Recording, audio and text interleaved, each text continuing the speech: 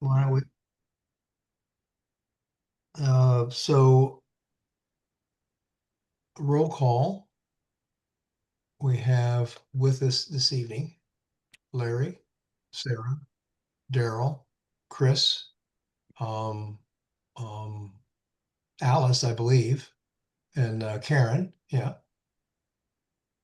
Um, yeah, there's Alice. Great. So why don't we elevate Chris to voting status? I don't see any other alternate. All right, so while this is not a public hearing, we did want to include a segment of anyone that would like to be heard. I think when we get into our deliberations, that it will be just with the commission. So if there's somebody that would like to address this topic here tonight, we would offer that chance to you. I would. Okay, You want please. to speak, maybe? You want to state your name? Yeah, my name is Barry Ennis. I live at 26 Elizabeth Street. Barry, how are you? I'm good, thank you. Thank you for inviting me tonight. Yeah. So I guess I'm sort of the catalyst for this whole situation on Elizabeth Street, or at least something being done. Um, so about a year and a half ago, we noticed people starting to park on the street, which, was fine, but just parking where by the driveways, several times by the mailboxes, especially my next door neighbor, Ruth O'Meara. She couldn't get out of her driveway. The cars were too close. So I went over and spoke to the owner, Jason of Motor Riot. And it was cordial. I just said, listen, you really have to watch how you park on the street. Please don't block the mailboxes. My neighbor Ruth, he said sort of okay. But it started just keeping getting worse. More cars parked on the street, loading when they brought the cars on the truck, they would either unload it by across the street, across Elizabeth Street, or do it in front of the homes here with a big, auto transport. Go back, ask him again. And this way, and this time he's a little more defensive. So he comes and says, do you own the street? I'm like, no, Jason, I don't own the street. We're just asking you kind of to be a good neighbor.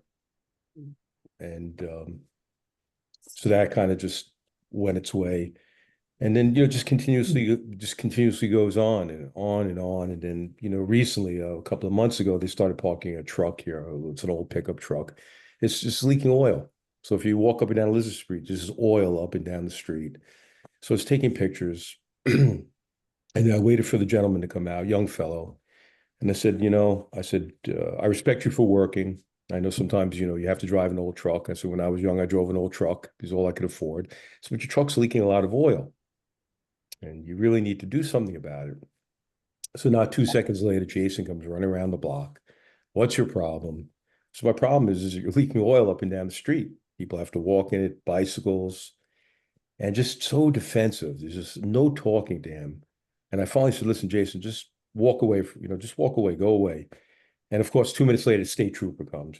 Not our state trooper, but I guess who was on duty. I explained the situation to him. I says, listen, don't let it escalate. Try to call us. We'll see what we can do. Then I was walking down the street a couple of days ago, and I guess the woman, what's her name, Mary? Atessa. She's from the HOA. The apartment's right here. I'm here too. Oh, how you doing? Good. Good. I don't want to speak for you, so why don't you speak also, Atessa, please. Sure, if that's okay with everybody. Forgive the background here. I'm in a car in Mount Kisco. I dialed in from there, so it's a little dark in the car. So a couple of months ago, I had a lot of complaints from my residents. I'm the president of the HOA at 16 Elizabeth Street, Riverview Commons Association. We have 19 units. We have quite a lot of elderly people who live in our little complex. We have people on fixed incomes. And I've been the president there for about 7 years. So a few weeks ago, maybe now 2 or 3 months ago, I had a whole bunch of residents contact me that there were a lot of cars parked in the front, that their friends couldn't pull up Their friends tend to be a lot older. We don't have enough parking in our complex for visitors. So when people come to visit them, or when cars or vans come to pick them up to take them to activities and so on, we definitely use some of that space that's in front of our association. We allow a car length before and after a bank of mailboxes so that our letter carrier can pull in, deliver everything from the truck, and then pull out. That leaves us just about maybe 3 spots in front of the fence that borders the front of our association. So we had a bunch of cars suddenly parking there all day, every day, and it was making it difficult for our residents to make use of the space when they needed it. So I went over to Motor Riot. I spoke to Charles and to Jason. At that time, they were both polite. I explained to them that we had a situation where we had a complex with a lot of older people, and we really did use those 3 spots. In addition to that, we have one lady who parks at one end, especially of that area, which is very close to her front door. Her husband has a disability, and a pretty significant one, so she needs, as much as possible to get to and from her door easily for him when she can. At that time, they were polite. Things seemed to simmer down. They said they would park somewhere else. And then I was away for a couple of weeks at the beginning of October. When I got back, I had a whole lot of very unhappy people.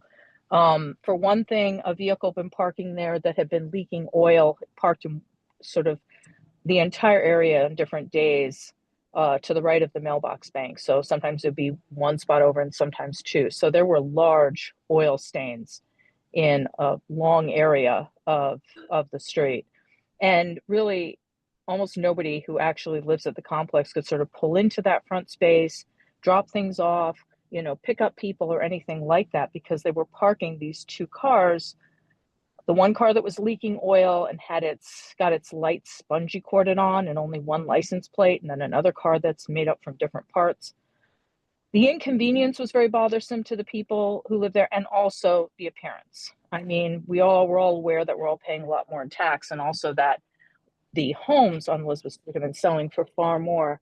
The units in our association have tripled in value and cost, and over the last 7 years. And I can tell you that the new buyers there don't want to look out and see Bondo cars. Hey, Fluffy, stop.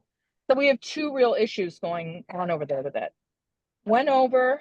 It was just Jason there the second time. Sorry, my dog is like very excited by the people.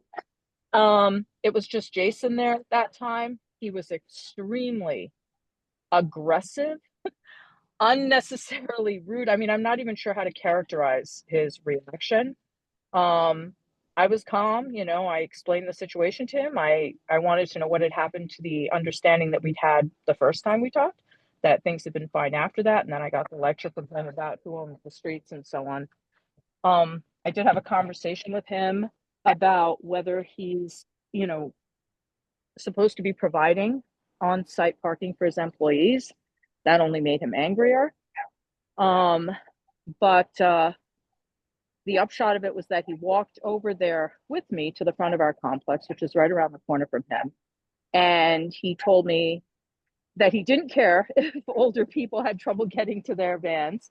He didn't care about, the people that might be inconvenienced by it. Didn't care about that at all. He didn't care about the lady who needed to have easier access to her husband. And what was even worse was that from the next day on, that long truck, the one that was leaking oil, the one that was such an eyesore, was parked right where that lady parks her car every single day. And then a third car appeared. So that, in effect, left us with no spots in front of our association. And it also spitefully inconvenienced the one lady who really needed to be, or, I understand that the law doesn't provide it for her, but that could really use the easy access to her front door. So that, that was a little bit of a surprise to me. I wasn't expecting that level of, of unnecessary aggression and spitefulness. I went in, I had a conversation with Marty, as Marty knows. That was very productive. I was told what a couple of the options were. When the signs went up, that solved half our problem. So that's good. We're, like I said, half of the issue is better. But yesterday, just so we all know, I was pulling up on 341 to turn right onto Elizabeth Street at school dismissal time. And I looked to my left down Elizabeth Street toward KCS, and I saw that same big truck parked there as the school buses on the side of the road on that side of that end of Elizabeth Street, as the school buses were, trying to leave, and on the right hand side, parents trying to go to the school to pick up their kids. I pulled in there. I did take some pictures, but I'll say this: there isn't room for that truck, which is also not parked particularly close to the curb, the school buses, and the parents. So if you were in a car headed to pick up your kids, you had to really pull up on the sidewalk to let the school bus go by.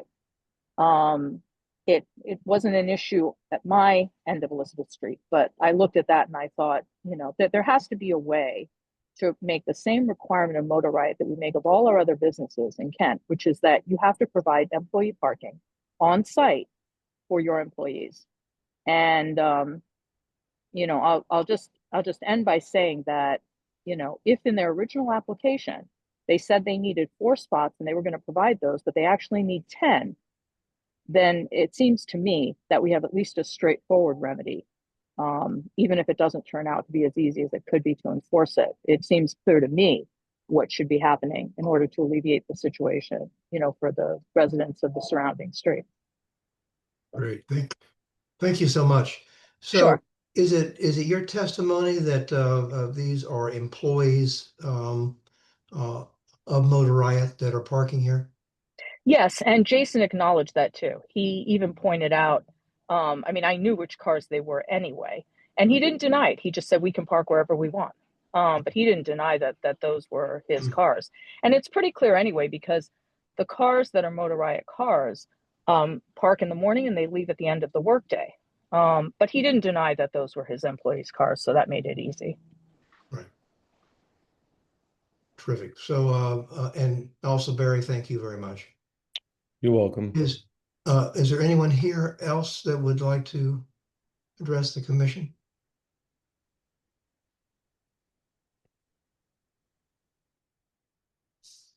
Hi, Oh, Yeah. I'm sorry. Go ahead. Go ahead, Darlene.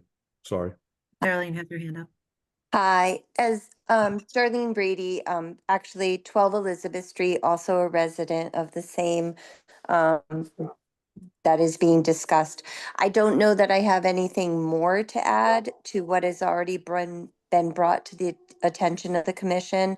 I just know that I was also an individual that brought this forward to the land use administrator as a formal complaint and just a formal concern, in hoping that the commission would review the application, review the approval of the application and the stipulations and the conditions the conditions which are put forward by the applicant. They were defined by the applicant of how they felt that the business would be managed. And I really am urging the commission and hoping that they will look at this and review it and just be able to enforce to the best degree that they can enforce it. So that we can, I think that going back to, I'm very thankful that the signs were put out in that it did address, as Atessa just acknowledged, the idea about the mailboxes being blocked. But I'm also a concern of, I don't believe in that enforcement should be about just kicking it down to another side of the road or another area. I think that we need to look at that as a temporary solution. And I think that we really need to identify what is a long-term solution to this concern, or actually, what was the application approved for? And what were the business outlines that were put forward by the applicant? So that was pretty much what I wanted to bring forward to this conversation. So thank you very much. Terrific. Thank you, Darlene. All right. Anyone else before we move on? All right. So hearing none, let's go into the consideration of complaints. Obviously, this is I think we're gathered here tonight to review these and but hopefully take a course of action that um, um, that is clearly needed here. So Ty, would you like to review that memorandum that you had sent Yeah. out? Yeah, sure. Yeah, so I mean, I kind of summarized, why we're here tonight. And, in one of the complaints, Marty noted that, utilizing the enforcement arm of the P&Z to address any violations of zoning regulations is a direct approach, but one that has yet to be put in place. So I think that was kind of a call to order by him, kind of saying, P&Z really needs to do something. However, if you took the time to review the history, I do feel like you've spent 2 years trying to work with them and bring them into compliance. You've been through 2 site plan approvals. We've been through, various notice of violations and meetings and different ways of trying to kind of still welcome the business, but have them fit into the neighborhood. So I broke down each complaint that comes into the office, and unfortunately, I don't have a great record of Elizabeth Street as far as what you need for cease and desist or for a court related action. You should probably have a better way of drawing a conclusion of those vehicles to those employees, but it seems that Marty has, thought about that a little bit and has spoken with the trooper and is going to, kind of start taking action on maybe just, in general, patrolling Elizabeth Street and checking license plates and, anything like that. So that will kind of correlate, the owners of the vehicles back to Motor Right to kind of create a little bit of a better record. And as some of the testimony was tonight, it seems that some people are somewhat reluctant to put anything in writing because it does seem there's a sense of retaliation. So that, is a little bit something that we struggle with. However, undoubtedly, there is a violation with regard to, 8221 and 8222, which requires that all businesses keep their employee parking, their inventory, their customers, everything should stay on their lot and be maintained on their lot. And it seems, the intensity of this business, had been misrepresented to the Planning and Zoning Commission, which is evidenced by the spillover into the neighborhood and their inability to follow the site plan. I mean, even at the time of the approval, Mr. Dornick testified that he would continue to park off-site on Elizabeth Street and elsewhere as he saw fit. So I think even at the time of the approval, which I thought was a very generous approval that the commission gave to him, he basically said that he was not going to stay on his lot. And that's a requirement of the regulations. It can't be waived, so that's something, that we have to deal with moving forward.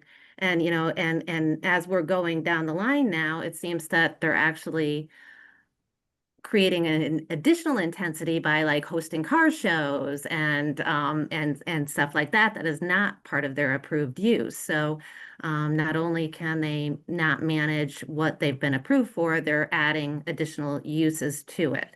And I do have evidence of that. So, I did send out a notice of violation, and the health department did go in and inspect, and I have records showing that they had a car show, even though they were noticed not to. So, and they have a whole lineup of them coming up.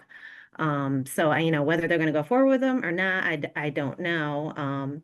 So, I know that planning and zoning has been reluctant and wanted to support, the business, which is kind of a cool business and probably neat for the town if it was run in a nice cooperative way.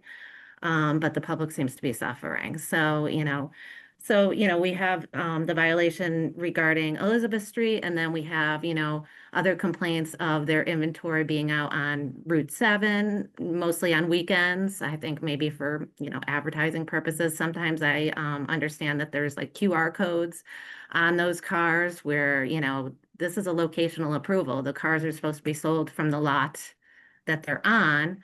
That's more of a state thing. And I have reached out to the state and received no response regarding that. And then just to kind of move on, the one additional issue is the CO for the apartment. If you remember, in the most recent site plan approval, they did not have the parking to accommodate that additional apartment. However, the state fire marshal most recently went in to inspect and found that apartment was being occupied. So, the building official and the fire marshal have, issued their orders regarding, occupying an inhabitable space unsafely. However, and that's not an issue for planning and zoning. However, they were supposed to have parking to accommodate that. That was one of the conditions of approval of your most recent modification. They haven't met several of those conditions.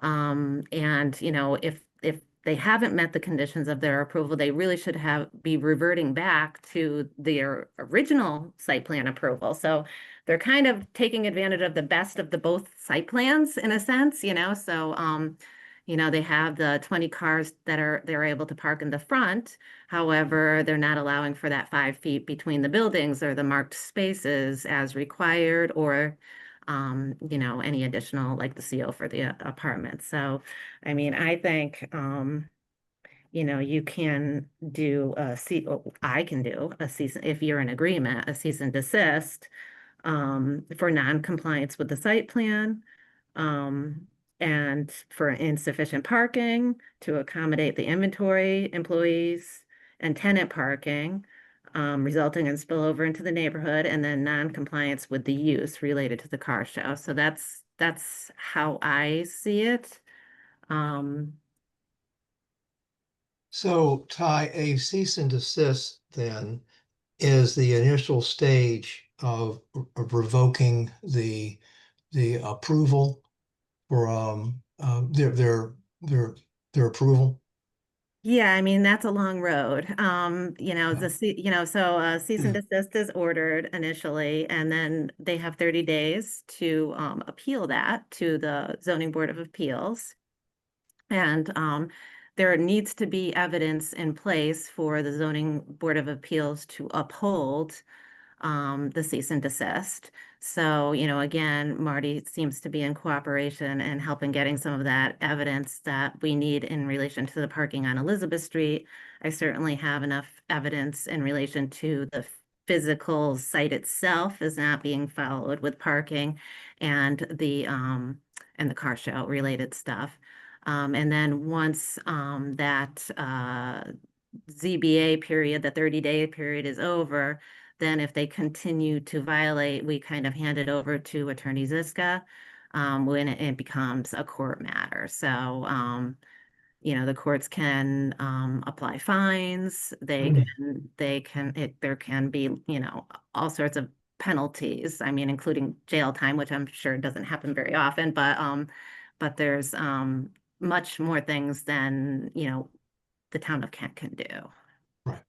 So a quick question for me is, if we do a cease and desist and they do nothing about it, does this then revert back to the original parking plan? Is that how that would work? Would this parking plan go away, the 24 space? And then it would revert back to their original? Well, they never followed their original one, and Right. quite honestly, they should probably be following that now because they've never met the conditions of their modified one. All right.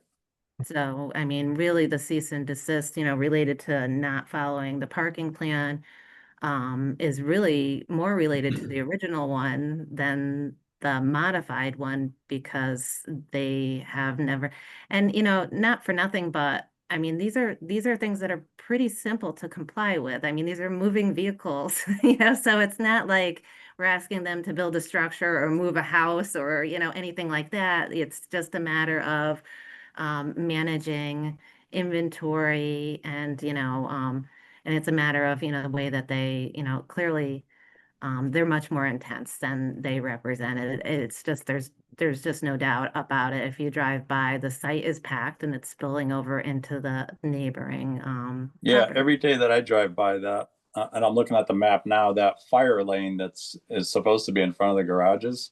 Mhm. Every day that I drive by, and I drive by every day, only because I'm in and through Kent all the time.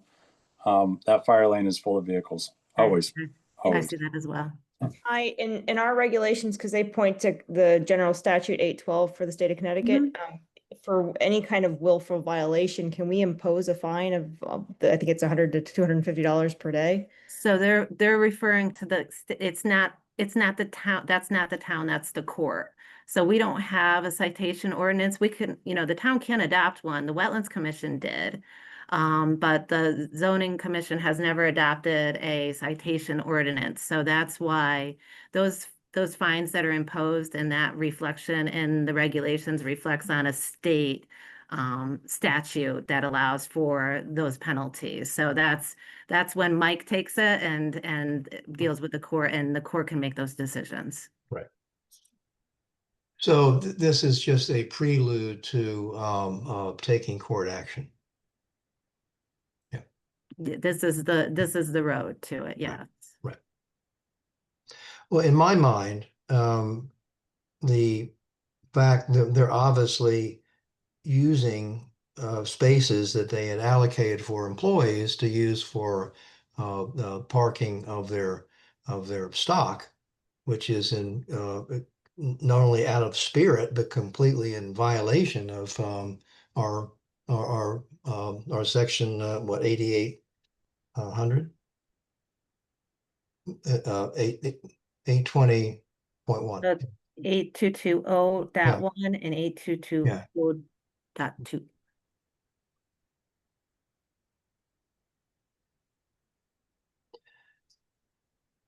So we have gone over this now, as you say, for the past 2 years. This is taking our time and energy, and I felt that we have done everything that we could possibly do. I for one think it's time to begin the process with a cease and desist. Marty has his hand up.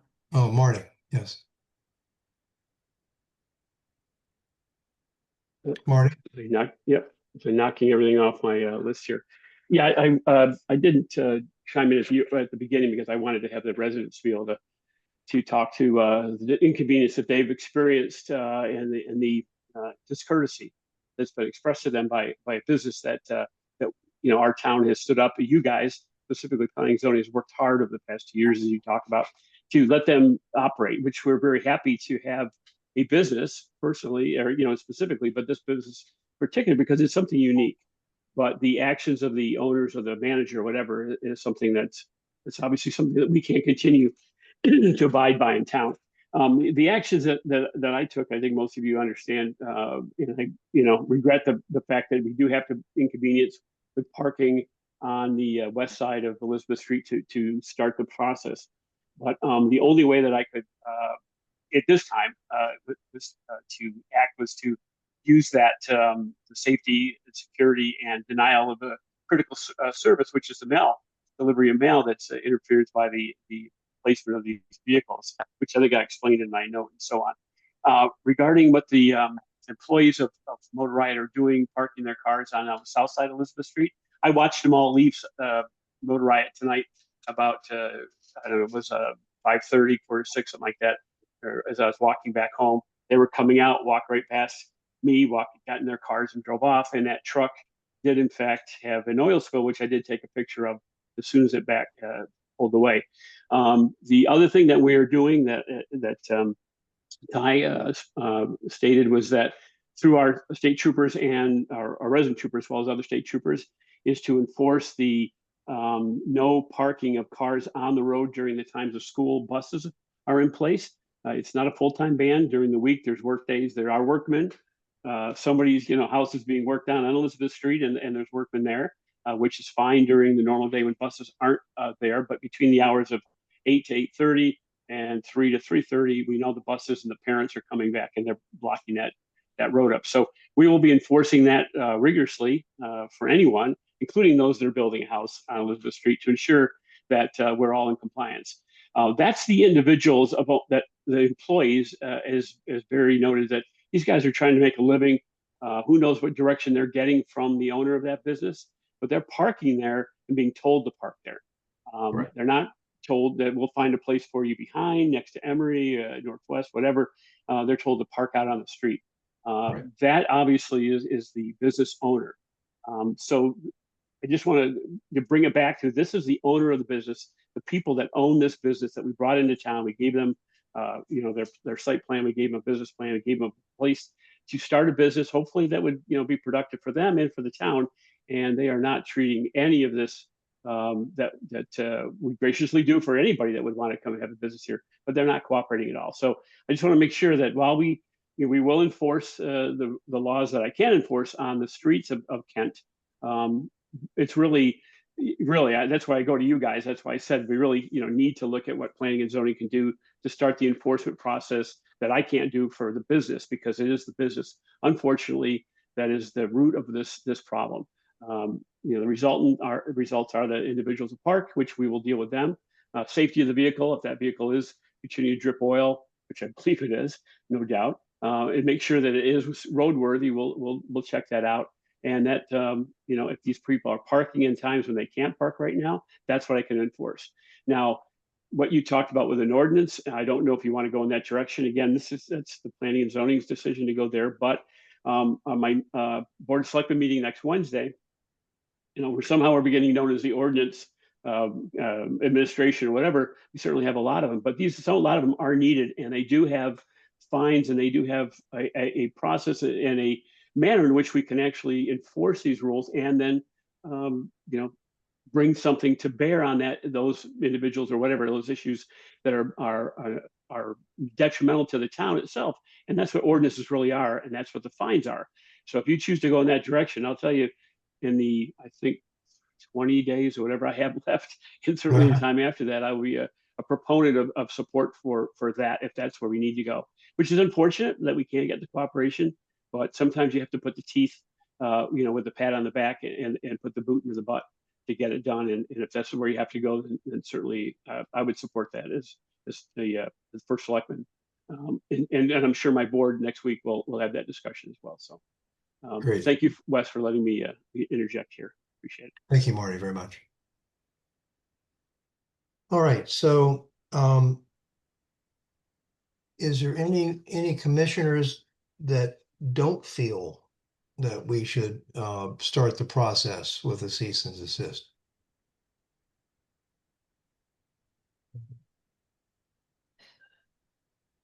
Would anyone like to comment further on this?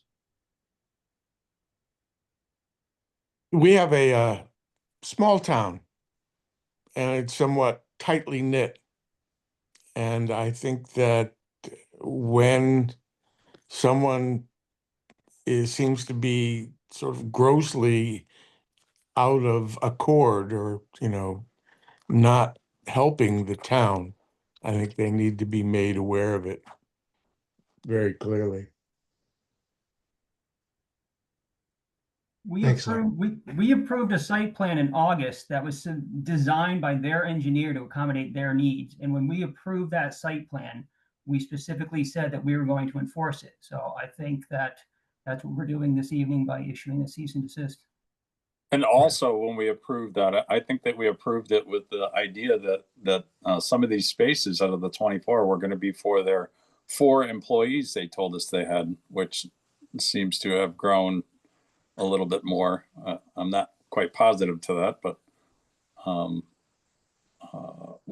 I think as the commission assumed that the parking that they had, the plan they had, was going to take care of their employees also. I think between the time in the past few months when we've been looking and talking with them, and now they've increased their stock significantly. Right. Sarah, what do you think? Well, I'm always for new businesses in town and for people being entrepreneurial, but I think that we have given them more than enough chances here, and that the response has been towards the town and to the Planning and Zoning Commission somewhat aggressive. And I think that now it is now time for us to sort of use what enforcement capacity that we have in order to make sure that they are compliant with what we have asked them to do. Okay. Perfect. And to Yes. that point, I think they continue to overstep now with the apartment being occupied, and I think they've made it perfectly clear that they're just going to do what they want to do. And I also feel that, we all leave our homes in the morning and we all work really hard. And when we come home at the end of the day, that we're entitled to be happy in our homes Mhm. and not to be faced with antagonistic neighbors, or to be intimidated or to be afraid. I don't know. Thank I you, Amanda. think it's time to take action. Yeah, thank you. Yeah, I agree that the violations have been intentional and flagrant, and we need to address them in the very firmest way that we can. Agreed, Shelby. All right, so Ty, do you need a motion on this? No, I don't. I Or just, just a consensus that I think you've gotten the consensus that that we should start the process. I will get that cease and desist out tomorrow. All right, terrific. What's the timeline on this then? They have 30 days to appeal to the ZBA. So and then after that, if they choose not to appeal, and they continue to violate, then like I said, I would just turn it over to Mike to take court action. So if they decide to comply, so again, in this is, I do have evidence of certain things, but in between now and, then, like, especially as it relates to the parking on Elizabeth Street, the continuing of collecting that kind of information is important because, first of all, the ZBA doesn't have the authority to uphold a cease and desist without any kind of, it can't be speculatory or that kind of thing. It needs to be evidence, and then also if, a court as well will be looking for very specific, I pulled out the Connecticut Bar Association book on this today. And it basically says, the ZBA cannot substitute skepticism, suspicions, hunches, and conjecture for substantial evidence in deciding an appeal of a cease and desist order. And again, the court's review of a ZBA decision to uphold a ZEO ruling or order is limited to the determination of whether the record contains substantial evidence to support the order. So that is just so important because this would all be for nothing if we can't make sure. And there are certain things that I'm very confident about, like the car show and just the arrangement of cars on the site. I have, photos of that and that kind of stuff. But the parking offsite is the really tricky one because the correlation of those vehicles, to them specifically needs to be evidenced. Yeah. And as someone who lives on Elizabeth Street, I would like to thank my neighbors for being good neighbors and at this time to remind them to let this process take its course. It is going to be a while because it does take some time to go through this system, and to be patient and not participate in any kind of escalation around this either. So to just let Ty and Marty and the town and the lawyers do what needs to be done. That was well said, Sarah. Thank you. Yeah. And what will be the process for documentation? Marty, do you have an idea about that, or Ty? Yeah, I can weigh in on, and Ty and I've talked about this. One of the things that our resident trooper and other troopers will do is when during the times of especially the bus times, we'll note all vehicles on the road and collect the information on the registration and so on. And that's a violation. I mean, those people will be identified as violators. If it continues to be Motor Riot employees that are violating that, then it's again obvious that they are not utilizing the site plan that you developed for them and for the parking of their employees that specify the site plan. So there's that. You know, the comments that Jason Dornick made regarding that I said they could park anywhere they wanted was not the case. It was the idea that we had no other regulations except the winter regulations for overnight parking.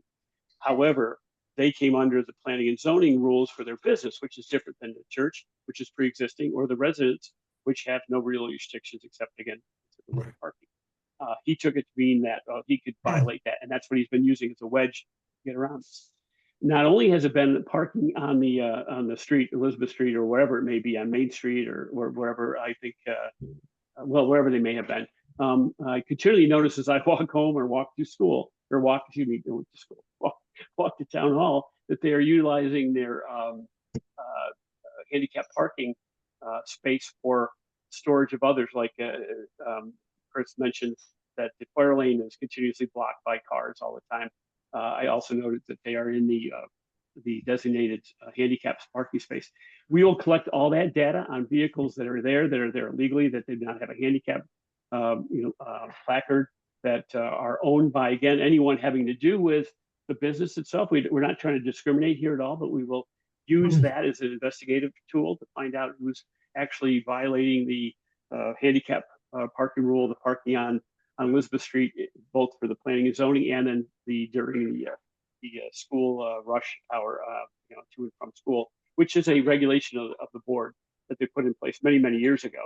And there are signs that designate it. And just again, one of the comments that was made is that I guess it would be on the west side, or the east side, excuse me, of Elizabeth Street, south side, across from where Sarah lives and where I live. On my side, there's no sign that says no parking, but it doesn't. There are signs on the other side. It says no parking during the times of school. It doesn't say no parking on one specific side. It says no parking at all. So those signs are legal, but we will ensure that if there's any confusion about what those signs really mean, that we'll put the signage in place like we did of the no parking sign on the north side of Elizabeth Street to make sure that people understand that. So if nothing else, we'll do what we can do that currently that we have the authority to do in the town, and we'll work with, as I said, the board or the Planning and Zoning Commission to identify any of that data that would be helpful in your enforcement of the zoning and the site plan for Motor Riot. So that's where we're going to go right now, and we'll continue to be as creative as we can to protect the town and the people that live here, and the business itself, and those individuals, like I said, that may be being forced to move off of the property of Motor Riot to be put in a situation that is only going to come down on them if they're caught parking when at times they're not supposed to be parking, or in violation again of your zoning regulations. So that's where we're going to go forward, and then whatever other creative thing we can come up with at the board of selectmen meeting next week, we'll look at that as well. That's great, Marty. Thank you so much. So I think our business is concluded here. Again, I want to thank the neighbors that have come forward and to present some testimony here. That's extremely important to the overall process here. I'm sorry, do I need, we wrote a letter a couple of months ago. I could send that to Ty. Do you want some more documentation from us, or what would Ty need from us? Well, I believe what you've said tonight is documentation. Right. I also have a letter that we had presented with Right. Yeah. 13 Yeah. signatures. I'll send that to you guys also. That'd be great. That'd be great. Yep. Thank you. Yep. Terrific. Okay, so here we go. Thank you all very much, Thank you very much. I appreciate we'll- your time. and we'll see the commission in a couple of weeks. Yep, Thank thank you. you. Good night. Bye. Good Have a night. good night, guys. Thank you. Bye.